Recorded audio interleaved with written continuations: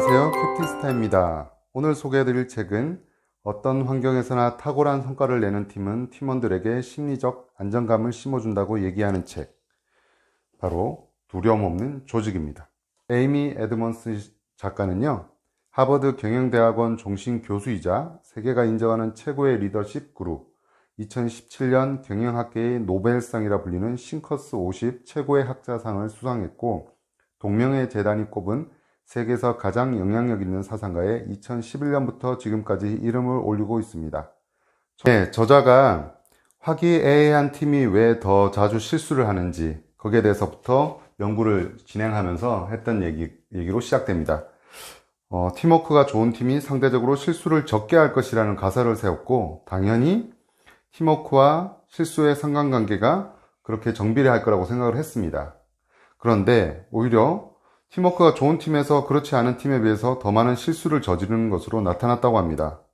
그래서 어떻게 이렇게 황당한 결과가 나왔을까 싶어서 좀 더 면밀하게 연구를 해봤더니, 팀워크가 좋을수록 분위기 자체가 개방적이어서 실수를 보고하고 논의하는 일 자체가 활발했던 게 아닐까라고 생각을 했습니다. 바로 여기서 조직의, 개인의 심리적 안정감이 아니라 조직의 심리적 안정감에 대한 연구를 하게 된 계기가 됐습니다. 자신이 저지른 실수를 기꺼이 보고할 수 있는가에 대한 생각은 팀별로 매우 다른 수준이기 때문입니다. 강력한 팀을 만드는 이 퍼즐 한 조각이라고 얘기가 되는데요. 여러 가지 구글에서 5년간 진행한 아리스토텔레스 프로젝트를 소개했습니다. 이런 심리적 안정감이란 용어가 대중적인 된 용어인데요. 연구자들은 학술 논문에서 심리적 안정감이란 주제를 발견했고, 이를 조직에 대입해 보기로 했다. 그러자 마침내 모든 퍼즐 조각이 맞춰지기 시작했다.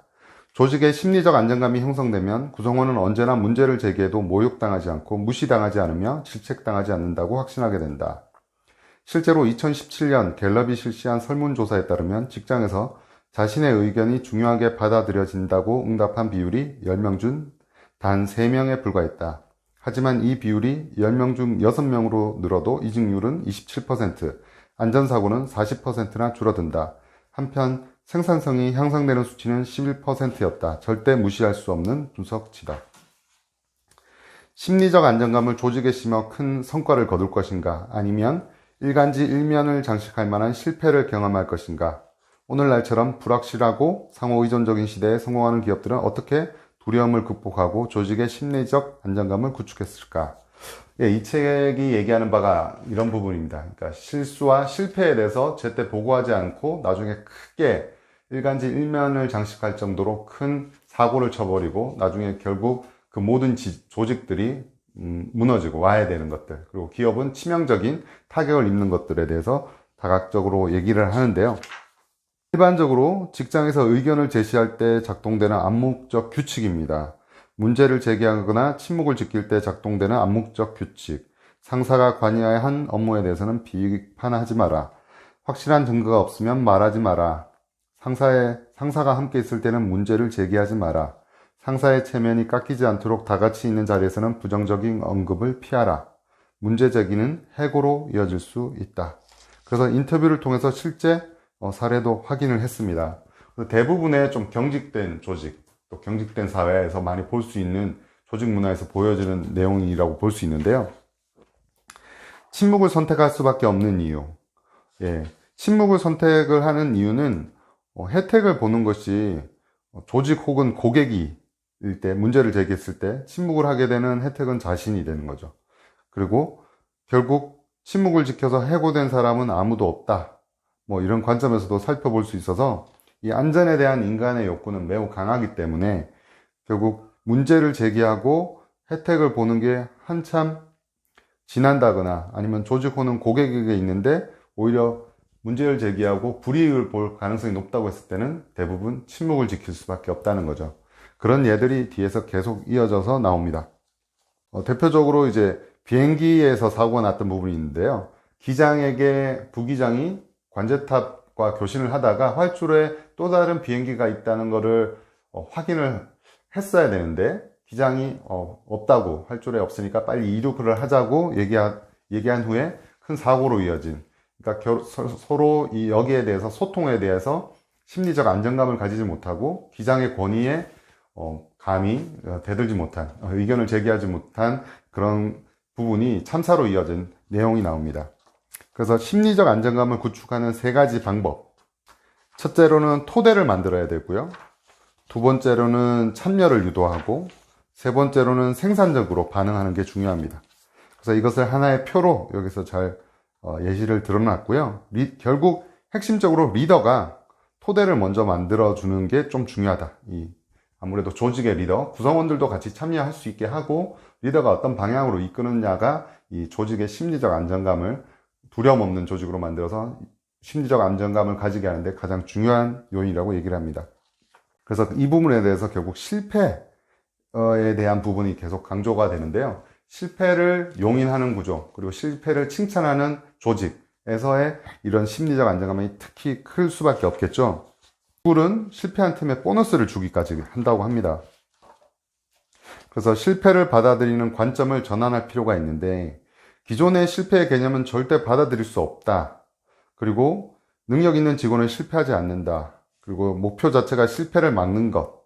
모든 구성원이 실패를 숨김으로써 스스로를 보호하게 된 이런 잘못된 결과를 가져왔다면, 새로운 프레임에서는 실패는 도전하는 과정에 생기는 당연한 결과이고, 능력 있는 직원은 실패를 통해 배우고 학습하며 동료와 공유합니다. 그리고 실패를 통해서 학습을 증진하는 게 목표가 되어야 되고요. 결국 이렇게 함으로써 공개적으로 토론하고 발빠른 학습과 지속적인 혁신이 가능하다고 설파하고 있습니다. 그러니까 픽사의 직원은 모두 비평가가 되는데, 독특하게도 브레인 트러스트라는 그 내부적으로 사전에 개봉하지 않은 영화에 대해서 서로 비판하는 그런 문화가 있습니다. 그런데 이제 브레인 트러스트에는 몇 가지 규칙이 있다고 하네요. 첫째, 평가 내용은 반드시 건설적이어야 한다. 더불어 그 대상은 제작진이 아닌 영화로 한정해야 한다. 마찬가지로 제작진도 방어적인 자세를 취하거나 이를 개인에 대한 지적으로 받아들이지 않는다. 진실을 마주할 용기가 있어야 된다. 둘째, 브레인 트러스트에서 나온 의견은 단지 제안일 뿐 확실한 처방이 아니다. 윗선의 지시도 반드시 지켜야 할 의무도 아니다. 영화의 최종 책임은 감독에게 있으며 제안된 내용을 수용할지 결정한 권한도 감독에게 있다. 셋째, 평가는 흠을 들춰내는 과정이 아니다. 영화에 대한 공감을 바탕으로 해야 된다. 이 과정에서 감독의 비전과 목표를 인정하고 격려해주는 말이 감독 스스로가 인원을 모집해 브레인 트러스트를 운영하는 원동력이 된다. 브레인 트러스트는 기본적으로 호의적입니다. 도움을 주기 위한 과정이죠. 여기에는 그 어떤 이기적인 의도도 포함되어 있지 않습니다. 그래서 이 브레인 트러스트를 받아들이지 않는 감독은 픽사에서 해고되는 사유로 작용까지 한다고 하니까 이 실패를 용인하고 실패를 받아들이는 용기에 대해서 얼마나 고무적이고 활발하게 지원해주고 있는지를 알 수가 있습니다. 자, 심리적으로 안전한 근무 여건을 만드는 데 기여하는 간단하지만 아주 강력한 효과를 지닌 표현 몇 가지라고 하는데요. 잘 모르겠습니다. 도움이 필요해요. 제가 실수했군요. 죄송합니다. 협력하는 분위기를 만드는 데 도움되는 또 표현입니다. 제가 뭐 도울 건 없나요? 어떤 부분이 힘든가요? 어떤 부분이 고민이죠? 자, 이렇게 원제로 하면 Fearless Organization, 두려움 없는 조직.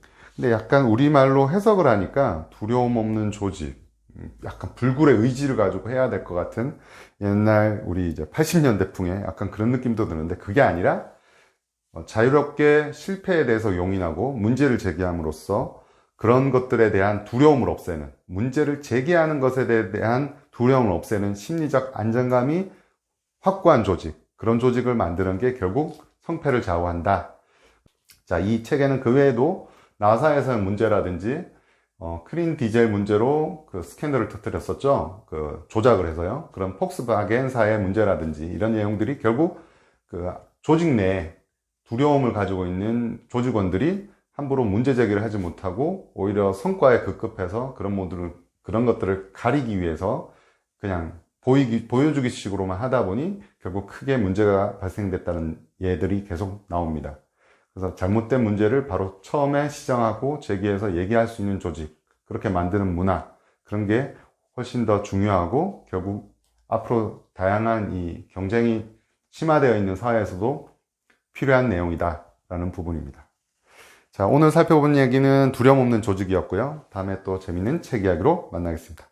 안녕!